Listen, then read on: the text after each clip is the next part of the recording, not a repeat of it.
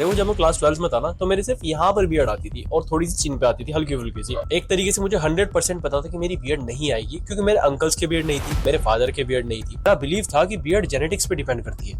लेकिन जब मैंने फोटोज देखी तो मेरा माइंड बिल्कुल ही चेंज हो गया। ये सभी ट्रांसजेंडर्स है। सोचने वाली बात नहीं है कि एक बायोलॉजिकल फीमेल्स यानी कुछ जन्म से एक महिला थी, उसकी बियर्ड्स तक आ गई, तो तुम्हारी बियर्ड क्यों नहीं आएगी?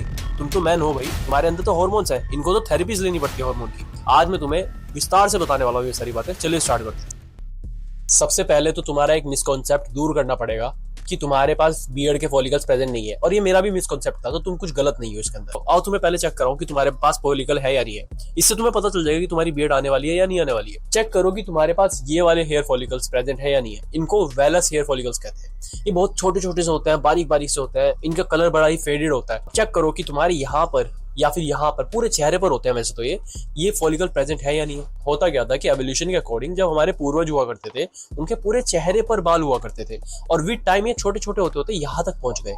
आज हम इन्हें बियर्ड्स कहते हैं, और ऑलमोस्ट हर एक इंसान के पास ये फॉलिकल्स प्रेजेंट होते हैं। बस अंतर ये होता है कि कुछ लोगों के जेनेटिक्स के कारण ये फॉलिकल थिक हो जाते हैं, और कुछ लोगों के जेनेटिक्स के कारण ये फॉलिकल बहुत लंबे समय के बाद थिक होते हैं, या फिर थिक होते भी नहीं है। जेनेटिक्स कंट्रोल क्या करता है, मेन चीज ये है। देखो ये हो ना, एक सिस्टम हो गया कि डायरेक्टली आप ये चीज नहीं कर सकते, लेकिन इनडायरेक्टली पॉसिबल है। तो आज हम उसी इनडायरेक्ट रास्ते को हम चूज करने वाले हैं, और हम देखेंगे किस तरीके से बियर्ड हम ग्रो कर सकते हैं। और रही बात अगर हम जेनेटिक्स की करें, तो देखो एक बिटर ट्रूथ है कि जेनेटिक्स हर जगह मैटर करता है, और तुम्हारे बियर्ड्स भी जेनेटिक्स से ही डिपेंडेंट होती है। लेकिन कभी भी अपने फादर को देख के मत सोचना कि उनके पास बियर्ड्स नहीं है तो तुम्हारी भी बियर्ड नहीं आएगी, क्योंकि ये वो जनरेशन है, हमारे फादर वाली जनरेशन वो जनरेशन है जिनके ऊपर सारे एक्सपेरिमेंट स्टार्ट करे गए थे। जैसे कि तुम्हें याद होगा वो डालडा घी की बड़ी बड़ी कैंस जो हमारे घर में पड़ी हुआ करती थी, इनको देसी घी के कंपैरिजन में डालडा घी बेचा जाता था। ये क्या कि ये बहुत हेल्दी है। वो डालडा घी जिसके अंदर 50% से ज्यादा ट्रांस फैट था, वो डालडा घी जो कि प्लांट बेस्ड था, पाम ऑयल था, उनको ये हेल्दी कह के बेचते थे। इन्हीं के टाइम में सारे के सारे प्लास्टिक्स, इन्हीं के टाइम में सारे के सारे एडिटिव्स इंक्लूड करे गए थे। आज हम तो देख लेते हैं कि हम ज्यादा एडिटिव्स वाले सब्सटेंस ना ले, हम हेल्दी खाने की तरफ जा रहे हैं, हमारे लाइफस्टाइल फिर भी ठीक हो रहा है, लेकिन इनके ऊपर तो सारे एक्सपेरिमेंट्स करे गए थे। तो तुम इनसे तो अपने जेनेटिक कंपेयर मत करना, क्योंकि शायद इन्होंने खुद अपनी फुल पोटेंशियल नहीं देखी है जेनेटिक्स की। पहले सेगमेंट में हम बात करेंगे कि आप अपने चेहरे पे क्या क्या चीजें अप्लाई कर सकते हो जिससे आपकी बियर्ड ग्रोथ को बूस्ट मिलेगा, और दूसरे सेगमेंट में हम बात करेंगे कि आप अपने हार्मोन्स को किस तरीके से आपने ऑल्टर करना है। देखो हार्मोन्स के अंदर ना सिर्फ वही होता है टेस्टोस्टेरोन इंक्रीज कर लिया, डिक्रीज कर लिया, एंड्रोजन रिसेप्टर नाम की भी चीज होती है। अगर उसको कंट्रोल नहीं किया ना तो कोई फायदा नहीं है। मेरे पास ही पानी की बोतल प्रेजेंट है यहाँ पे, मेरे को प्यास लग रही है, लेकिन मेरे हाथ में पानी की बोतल हो जाने से मेरी प्यास नहीं बुझेगी, मेरे को इसको पीना पड़ेगा। प्यास लग भी रही है, और जब तक पीऊंगा नहीं ना तब तक मेरी प्यास बुझेगी नहीं। यही ठीक काम है हार्मोन्स का भी। बात करेंगे इसके बारे में। पहले फर्स्ट सेगमेंट की बात करते हैं। सबसे पहला हमारा काम रहेगा एंड्रोजन रिसेप्टर की signalling. Androgen receptor signal receive करने लग जाए आप इस एरिया के। पहली चीज आपने क्या करनी है, इस एरिया की मसाज करनी है। लास्ट वीडियो में चीज बोल भी रहा था कि मैं एक ऑयल अप्लाई करने वाला हूँ, नेक्स्ट वीडियो भी बनाऊंगा जिसमें मैं एक ऑयल होता है उसका यूज करने वाला हूँ अपनी बियर्ड पे, तो तुम्हें उस जर्नी को भी शेयर करूंगा। करना क्या है, कास्टर ऑयल होता है, ठीक है, कास्टर ऑयल होता है, कोकोनट ऑयल होता है, ये दो ऑयल होते हैं, इनको तुमने अप्लाई करना है अपने चेहरे पर। डिपेंड करता है कि तुम कौन सा यूज कर रहे हो। कोकोनट ऑयल मेरा स्पेशली केरला से आता है, तुम अगर चाहो तो तुम भी मंगा सकते हो। मेरे अंकल आते हैं वहां से तो वो लेके आ जाते हैं, तो वो नेचुरल होता है। यहाँ नॉर्थ साइड में ज्यादा कोई नेचुरल कोकोनट ऑयल मिलता नहीं है। देख लो अगर तुम मंगवा सकते हो नेचुरल तो बहुत अच्छी बात है, वरना कास्टर ऑयल होता है, ये ब्लड को बूस्ट करता है, मतलब हमारे ब्लड फ्लो को यहाँ पे बढ़ाता है। इसकी तुमने मसाज करनी है। मसाज से क्या होगा कि यहाँ पे खून का फ्लो बढ़ेगा। अब खून का फ्लो बढ़ेगा तो दो चीजें होगी, एक तो न्यूट्रिशन मिलेगा इन हेयर्स को। बिल्डिंग ब्लॉक्स जो होते हैं वो न्यूट्रिशन है, जैसे कि बायोटीन वगैरह, और हम ऑलरेडी इनफ कंज्यूम कर रहे हैं, तो आज मैं इसके बारे में बात नहीं कर रहा हूँ। पहली चीज क्या होगी कि यहाँ पे ब्लड फ्लो बढ़ेगा, और साथ ही साथ हार्मोन्स का फ्लो भी बढ़ेगा। तो आपने कास्टर ऑयल या फिर कोकोनट ऑयल से मसाज करनी है। मसाज किस तरह करनी है, सर्कुलर मोशन में, ठीक है। बहुत ज्यादा डेंस मत करना, बहुत ज्यादा हार्ड मत करना, कई लोगों को एक्ने हो जाते हैं। इस एरिया की मसाज करनी है आपने। फेशियल एक्सरसाइजेस करनी है कुछ, क्योंकि यहाँ पे आपकी मसल्स होती हैं। जब आप अपने मसल्स को ग्रो करने लगोगे ना, तो मसल्स क्या काम करती है, मसल के पास भी एंड्रोजन रिसेप्टर्स होते हैं। दो चीजें आपने ये कर ली है।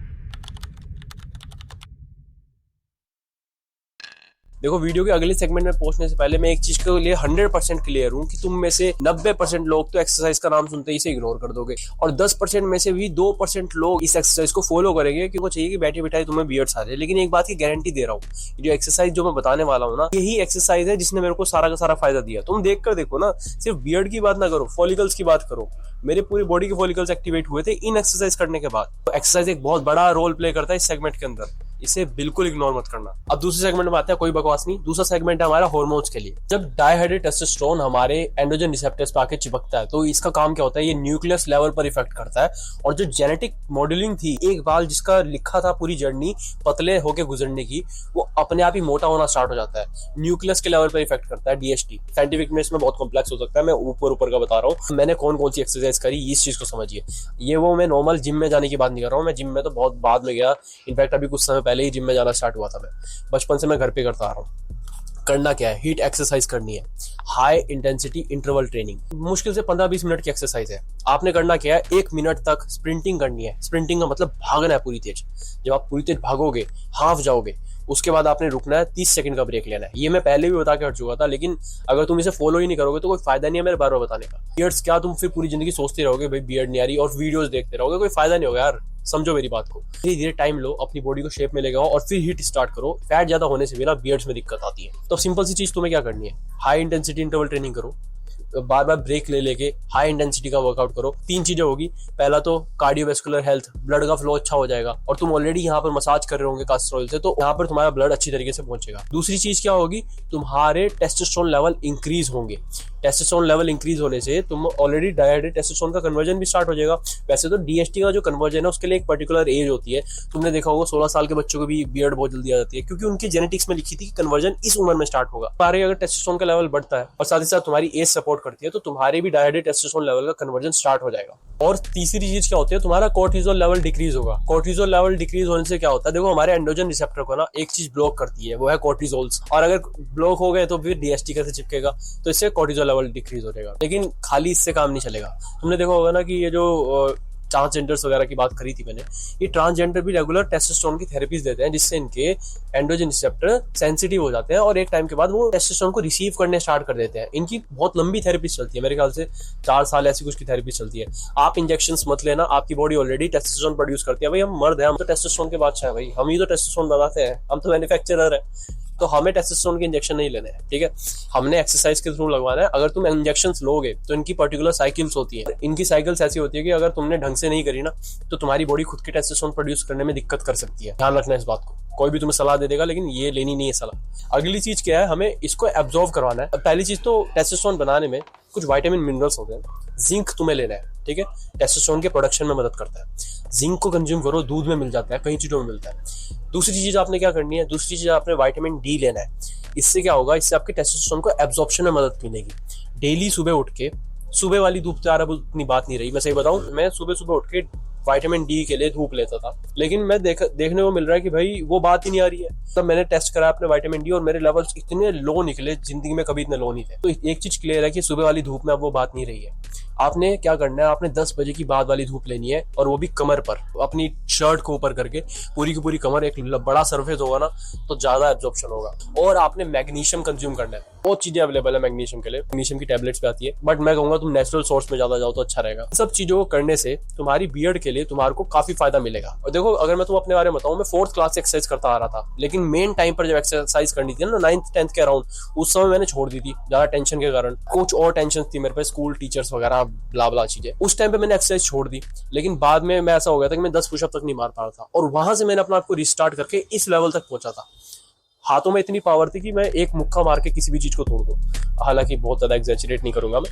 तो टेस्टोस्टेरोन एक बहुत इंपॉर्टेंट पार्ट प्ले करता है इसके अंदर, और साथ ही साथ तुम्हारे बिल्डिंग ब्लॉक्स, जो भी चीजें इसके अंदर रिक्वायरमेंट होती है। न्यूट्रिशन के लिए मैं एक और वीडियो बना दूंगा बियर्ड की, लेकिन मैं कोई सीरीज खड़ी नहीं करूंगा। ये चैनल बियर्ड के लिए नहीं है, मैं पहले बता दूं, ये ओवरऑल चीजों के लिए चैनल है। तो अगर तुम चाहो तो चैनल को सब्सक्राइब कर सकते हो। मिलते हैं और वीडियो में। फिलहाल जो मैंने कहा है, हीट एक्सरसाइज करने का और वो विटामिन मिनरल्स लेने का, और साथ ही साथ अपने कास्टर ऑयल को यूज करने का। चिंता मत करो, आ जाएगी। कई लोगों की तो 30 तक भी आती है, ठीक है, बहुत चिंता करने की जरूरत नहीं है, कॉर्टिसोल से भी खराब होती है। मिलते हैं फिर किसी और वीडियो में, तब तक के लिए गुड बाय।